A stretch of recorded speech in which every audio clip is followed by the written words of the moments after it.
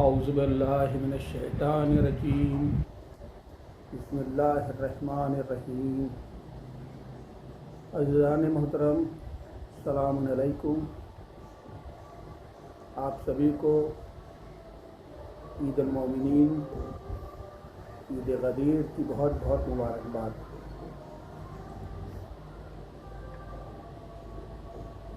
عید غدیر مومنین کی سب سے بڑی عید ہے۔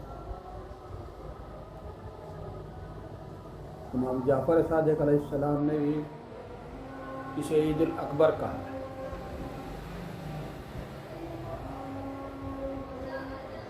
اس لیے اس عید کو منانے کے لیے پہلے سے اہتمام بھی ہونا چاہیے۔ پہلے سے اہتمام اس طرح کہ گھر میں بچے پوچھیں کہ آخر یہ کون سی خوشی کا وقت آنے والا ہے، کون سی خوشی کا دن آنے والا ہے کہ ہمارے گھر میں اتنی تیاریاں ہو رہی ہیں۔ اس لیے کہ یہ پیغام بچوں تک پہنچے۔ اور جو ہی میں اپنے دل سے نہیں کہہ رہا ہوں، آگے بھی آپ ذکر کروں گا، یہ حکم حضرت محمد صلی اللہ علیہ وسلم ہے کہ اعلان غدیر میں نے خدا کے حکم سے تم تک پہنچایا ہے، تم لوگوں تک پہنچاؤ۔ اس لیے اس عید کو منائے اس طرح سے کہ لوگ پوچھے کیا کیا خوشی کا دن، ایسی کون سی خوشی کی تاریخ ہے کہ آپ اچھے اچھے کپڑے پہنے ہوئے ہیں، خوشبو لگائے ہیں، گھروں میں لوگوں کی ملنے جا رہے ہیں، لوگوں کو دعوتیں دے رہے ہیں، اتنا اہتمام آپ کے گھر میں ہے، خوشیاں ہی خوشیاں دکھائی دیتی ہیں، نمازیں پڑھ رہے ہیں، دعائیں کر رہے ہیں، آخر ایسی کون سی خوشی کی تاریخ ہے؟ اور جب پوچھے گا یقیناً آپ بتائیں گے بھی کہ آج وہ دن ہے جس دن امیر المومنین ہمارے مولا علی علیہ السلام کی ولایت کا اعلان ہوا تھا۔ رسول خدا صلی اللہ علیہ وسلم نے حکم خدا سے اعلان کیا تھا، من کنت مولا فہذا علی مولا، میں جس کا مولا ہوں علی اس کے مولا ہوں۔ اب رسول خدا صلی اللہ علیہ وسلم کس کے مولا ہیں یہ بتانے کی ضرورت میں نہیں سمجھتا، اس لیے کہ ہر مسلمان جانتا ہے کہ دنیا میں ایسی کوئی چیز نہیں تھی جس نے ولایت رسول خدا صلی اللہ علیہ وسلم کو بولنا تھا۔ اتنا بہترین اعلان، اتنا ضروری اعلان رسول خدا صلی اللہ علیہ وسلم نے اتنی جلد بازی میں نہیں کر دیا تھا، اچانک نہیں کر دیا تھا، اللہ نے بھی حکم دیا تھا اس کا اہتمام کرو۔ یہ وہ عید ہے کہ شیخ توسی سے روایت ہے کہ ایک شخص امام موسیٰ کاظم علیہ السلام کی یہاں عید غدیر کے روز پہنچا تو دیکھا کہ امام موسیٰ کاظم علیہ السلام نے جشن کا ماحول تھا، دور دور سے لوگوں کو بلایا تھا، لوگ شان علی میں پڑھ رہے تھے، ایک دوسرے کو مبارکباد دے رہے تھے، وقت امام کو مبارکباد دے رہے تھے۔ ہمیں بھی اپنے امام زمانہ میں ہمیں وقت کو مبارکباد دینی چاہیے آج کے دن، کیونکہ ہم نے علی کی ولایت کو قبول کیا ہے، امام زمانہ کی ولایت کو قبول کیا۔ بہرحال اہتمام تھا، اور اس اہتمام کے ساتھ ساتھ لوگوں کو کھانا کھلا رہے تھے، اور صرف کھانا ہی نہیں، لوگوں کو عیدی دے رہے تھے۔ یہاں یہ کہتا چلوں کہ عیدی ہمیں یاد ہے، عید و بقرعید پہ عیدی ہم دیتے ہیں۔ جس دن یہ سنت امام نے شروع کی تھی،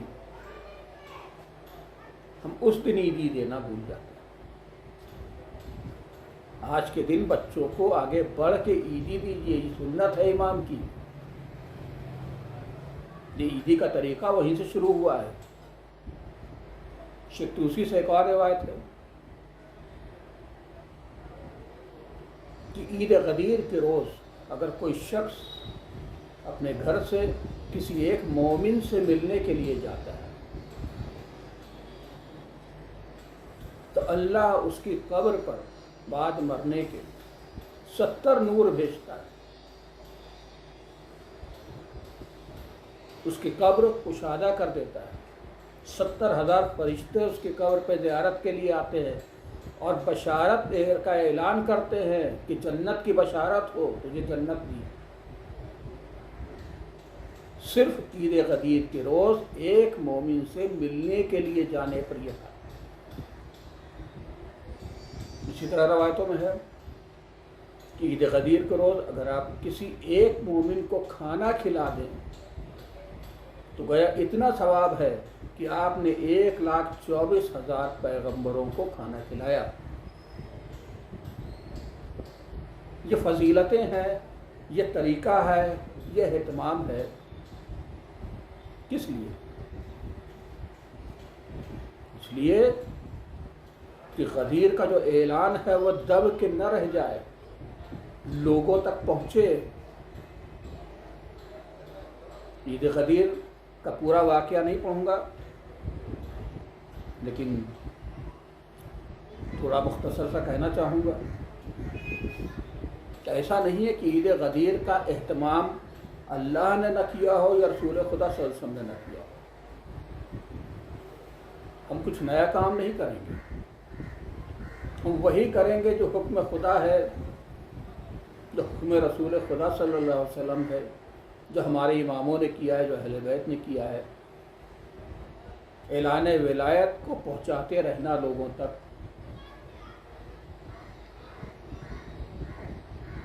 روایتوں میں ہے کہ ایک امامہ تھا، رسول خدا صلی اللہ علیہ وسلم کے پاس ایک امامہ تھا، مخصوص امامہ تھا، خاص خاص موقعوں پہ پہنچتے تو اس کا نام صحاب رکھا تھا۔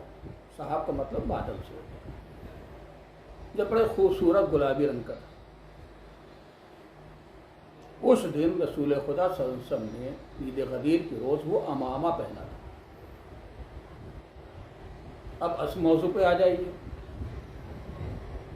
کہ غدیر کا اعلان اللہ نے رسول خدا صلی اللہ علیہ وسلم سے حج کے دوران نہیں کروایا۔ آخری حج سے جب لوٹ رہے تھے، ایک مقام آتا تھا جہاں سے لوگ بٹ جاتے تھے، الگ الگ سمت میں، الگ الگ جگہوں پہ جاتے تھے۔ اس جگہ کو خم کہتے تھے۔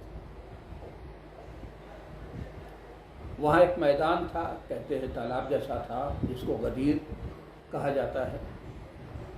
وہاں پر مسلمانوں کو جمع کیا، حکم دیا کہ جاؤ، جو آ رہے ہیں انہیں آگے بڑھنے سے روکو، جو آگے بڑھ گئے ہیں انہیں واپس بلاؤ۔ اب بلانے کے بعد اس جگہ پر سب کو ہی جمع کیا۔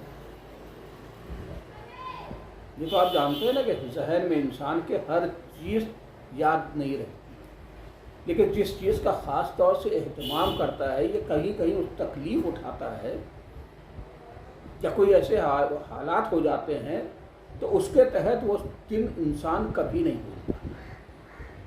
غدیر کے روز بھی کچھ ایسا ہی ماحول رسول خدا صلی اللہ علیہ وسلم نے پیدا کیا۔ تصور کیجئے گا کہ لوگوں کو وہاں جمع کیا، یہ عرب کی دھوپ، یہاں کی دھوپ نہیں، عرب کی دھوپ، اور جمع کرنے کے بعد کہا ایک اونچا سا ممبر بناؤ۔ لوگوں نے کہا یا رسول اللہ صلی اللہ علیہ وسلم، اتنا اونچا ممبر تو آپ نے کبھی نہیں بنایا۔ کہا آج وہ اعلان کرنے جا رہا ہوں جہاں تمہیں سننے کی بھی ضرورت ہے اور دیکھنے کی بھی ضرورت ہے۔ بہرحال اونچا سا ممبر بنا، اہتمام ہوا، اور ان سب میں دن لگ گئے 3 دن سخت دھوپ۔ پھر رسول خدا صلی اللہ علیہ وسلم نے حضرت علی علیہ السلام کو اپنی دونوں باہوں پہ اٹھایا۔ روایتوں میں ہے کہ اتنا حد تک اٹھایا کہ ان کی بغل تک دکھنے لگی، اور اٹھانے کے بعد انہوں نے اعلان کیا من کنت مولا فہذا علی مولا، جس کا میں مولا اس کے علی مولا۔ یہی اعلان ولایت تھی جو اس اعلان ولایت پہ ہم مومنین ہیں، اور یہی ہماری جنت کی گارنٹی۔ اور کیوں یہ اعلان نہ ہوتا؟ جب وہ دن ہے جب دین مکمل کیا خدا نے، آج سے کوئی نبی پیغمبر نہیں آئے گا، آج سے کوئی وحی آ کے نہیں بتائے گی، قرآن میں کوئی نئی آیت نہیں آئے گی، کوئی ہدایت نہیں آئے گی۔ رسول خدا صلی اللہ علیہ وسلم کا آخری حج ہے، اللہ بھی جانتا ہے، نبی بھی جانتے ہیں۔ تو اس دین کی جتنی محنت سے پھیلائے، اس کی حفاظت کے لیے کوئی تو چاہیے۔ تو اللہ نے علی کو چن لیا، علی کی ولایت ہم پر واجب کر دی۔ ولایت کا مطلب ہوتا ہے پیروی کرنا۔ ہم علی کی ولایت پہ چلتے ہیں تو ہمارے معاملات میں، ہمارے ذکر میں، ہماری فکر میں، ہماری سوچ میں، ہمارے ہر کام میں علی کا موجود ہونا ہے۔ ان کی شرائط، ان کے قانون، ان کے اصول، ان کی سیرت کی جھلک دکھائی دینی چاہیے۔ اگر ہم ان کی پیروی نہیں کر پاتے ہیں تو ہم نے گویا اعلان ولایت نہیں کیا، کیونکہ مبارکباد دینے والے، نعرے لگانے والے تو غدیر میں بہت سے تھے، بعد میں پیروی نہ کر سکے۔ بہرحال اتنا اہتمام ہوا، اور اس کے بعد پھر رسول خدا صلی اللہ علیہ وسلم نے لوگوں سے پوچھا کہ کیا میں نے جو اعلان کیا تم تک پہنچایا وہ پہنچ گئی؟ لوگوں نے کہا ہاں پہنچ گئی۔ آپ نے دیکھ لیا؟ ہاں دیکھا۔ کہا تم پر فرض ہے کہ اعلان جہاں جہاں جاؤ وہاں وہاں لوگوں تک پہنچاؤ۔ اب سمجھ میں آیا کہ رسول بنا حکم خدا کے کچھ نہیں کہتا، اور جو رسول خدا صلی اللہ علیہ وسلم کہتے اس پہ عمل کرنا واجب ہے ہمارے یہاں۔ تو اب جو عید غدیر خوشی خوشی مناتے، اس طرح مناؤ کہ لوگ پوچھیں، لوگوں تک پتہ چلے، لوگوں تک سمجھ میں آئے کہ آج کیا تاریخ ہے۔ یہ واجب ہے ہمارے اوپر۔ گھر میں سو کے نہ گزار دیجیے، خوش رہیے، لوگوں تک اور کم سے کم کچھ نہ کر سکے تو کم سے کم یہ اعلان ایک شخص تک تو پہنچا دیجیے۔ اتنا تو آپ کر ہی سکتے ہیں۔ من کنت مولا فہذا علی مولا، اسے ہر شخص تک پہنچائیے۔ اور رسول خدا صلی اللہ علیہ وسلم سے ایسے ہی دیکھیے گا اہتمام نہیں کیا، اہتمام کے غور سے دیکھیے گا۔ 3 دن کی دھوپ، اس کے بعد یہ اعلان، اور وقت کون سا تھا؟ حج سے لوٹ رہے تھے لوگ۔ اس زمانے میں ٹرین اور فلائٹ فکس نہیں ہوتی تھی کہ رات کو 12:08 پہ آ جائیں گی اور چلے گی۔ لوگوں کو نہیں پتا تھا، لوگ دنوں سے گنتے تھے۔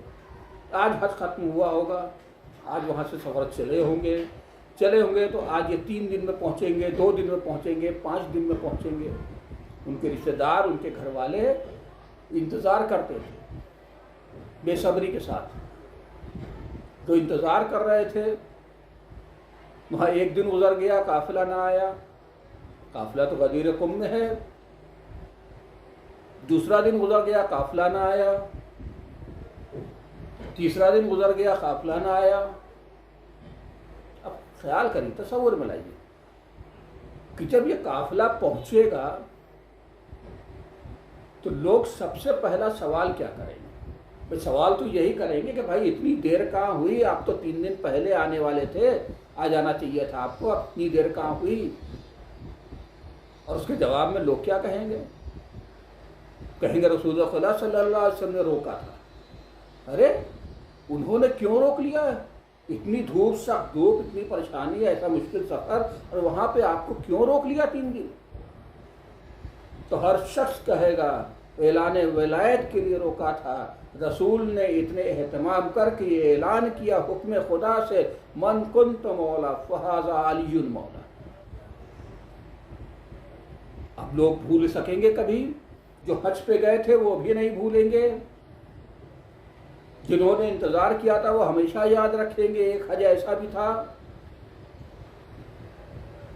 تو अल्लाह ने एहतमाम किया था, रसूल ने एहतमाम किया था, तो ये हमारा भी फरीज़ा है कि इस ईद अल अकबर को ऐसे मनाएं कि लोग पूछें कि आज कौन खुशी की तारीख है। इसी के साथ मौला अली इस्लाम को मुबारकबाद पेश करते हैं, दुरूद व सलाम के साथ इमाम ज़माना में इमाम वक्त को हम मुबारकबाद पेश करते हैं। और अल्लाह हमको इमाम ज़माना इमाम महदी अलैहिस्सलाम की पैरवी के काबिल रखे, सलाहियत रखे कि हम उसकी विलायत के काबिल रहें। जब हमारी सांस दुनिया से जाए तो हम उनकी अली की विलायत पर, इमाम महदी अलैहिस्सलाम की विलायत पर कायम रहें। सलवात भेजें दुआ